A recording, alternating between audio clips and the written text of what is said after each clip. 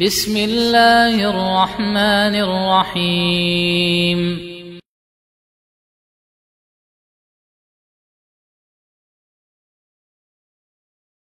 Nah, ada pertanyaan dari teman-teman musisi juga. Kemarin ada beberapa yang nanya gitu. Tapi mereka menanyakannya seperti ini, Ustadz, itu. Kalaupun saya meninggalkan musik, ya, apakah benar saya ini harus menjadi gembel gitu, yang dulu-dulunya dibakar? Apakah saya dulu pernah ngasih makan istri anak pakai uang dari musik, sekarang saya mau berubah. Nah, itu gimana mobil saya, rumah saya, apakah semuanya harus diserahin sampai saya jadi gembel dan mulai dari nol? Jadi itu yang bikin mereka untuk, aduh gimana ya ini gitu. Apakah Islam mengajarkan bahwa orang yang hijrah itu harus jadi gembel dulu dari nol? Gitu? Baik. Perlu saya ingatkan, ketika seseorang kembali kepada Allah, meninggalkan kehidupan lamanya yang mengandung dosa kepada Allah, maka tidak mungkin Allah meninggalkannya. Bukankah yang memberikan rezeki kepada kita selama ini tatkala kita bergelimang dosa adalah Allah? Apakah mungkin ketika kita taat kepadanya lalu dia tidak lagi memberikan rezeki kepada kita? Ya. Bahkan Allah sudah menulis rezeki kita 50.000 tahun sebelum langit dan bumi diciptakan. Kataballahu maqadiral khalaiq qabla an yakhluqas samawati wal ard bi 50 alf sanatin. Kata Rasulullah sallallahu alaihi wasallam, Allah telah menulis takdir seluruh makhluk sebelum Allah menciptakan langit dan bumi selama 50.000 tahun. Termasuk rezeki kita sudah Allah tulis. Jadi ini yang harus kita hadirkan dalam hati kita pertama sekali tatkala kita berhijrah, keyakinan kepada takdir Allah. Keyakinan kepada Allah yang maha memberikan rezeki, yang tidak akan menyia-nyiakan kita, yang akan menolong hambanya yang bertakwa. Bukankah Allah telah berjanji, wa may yattaqillaha yaj'al lahu makhraja wa yarzuqhu min haitsu la yahtasib. Barang siapa bertakwa kepada Allah, maka pasti Allah berikan jalan keluar. Ini berlaku untuk semua masalah kita. Dan Allah akan berikan rezeki kepadanya dari arah yang tidak dia sangka-sangka. Apakah kita masih ragu dengan janji Allah? Allah yang tidak pernah mengingkari janji. Jadi jangan khawatir.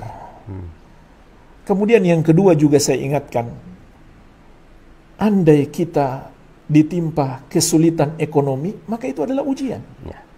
Harus sabar menghadapi. Kalau kita disuruh memilih sengsara di dunia atau sengsara di akhirat, lebih bagus sengsara di dunia sementara ini saja. Dan itu bagian dari ujian yang mesti kita hadapi. Ahasiban nasu ayyutraku ayyaqulu amanna wa hum la yuftanun.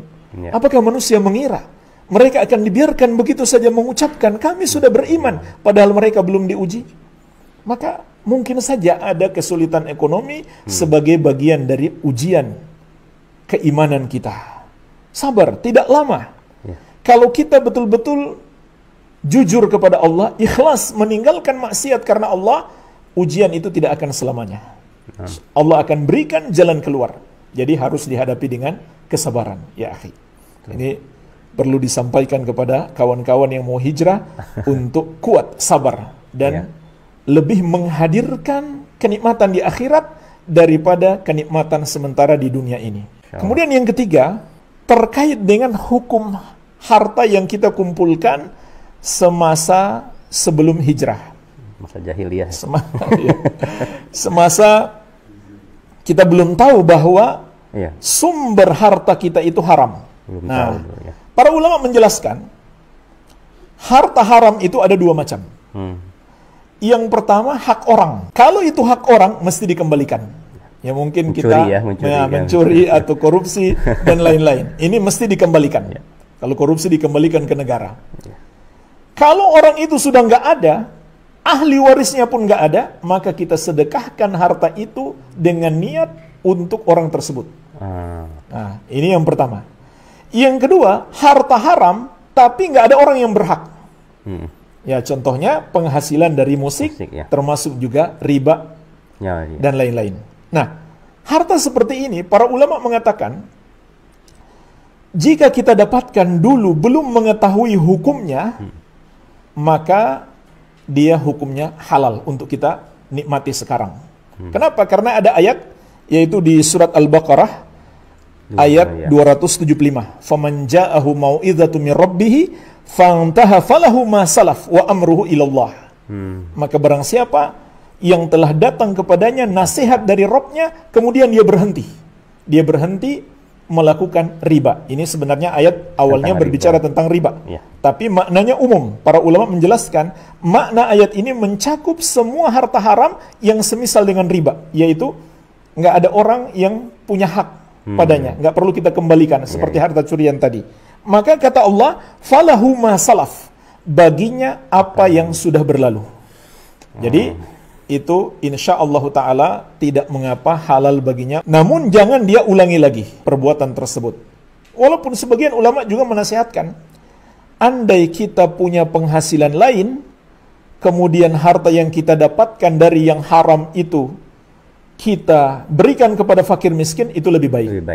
Tapi kalau kita butuh, kita fakir, maka tidak mengapa kita gunakan harta tersebut, karena Allah mengatakan falahu ma salaf.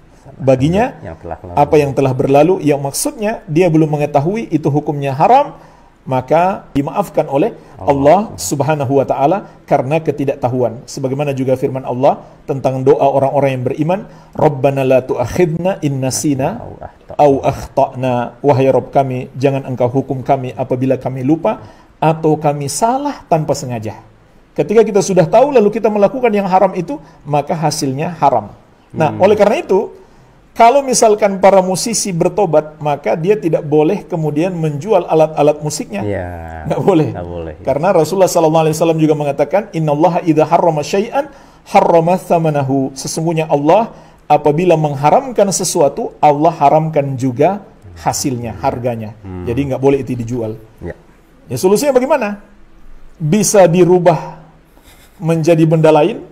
Ya, misalkan gitar antum rubah jadi meja atau tempat untuk potong cabai dan bawang tidak masalah. Ya, dirubah menjadi benda lain.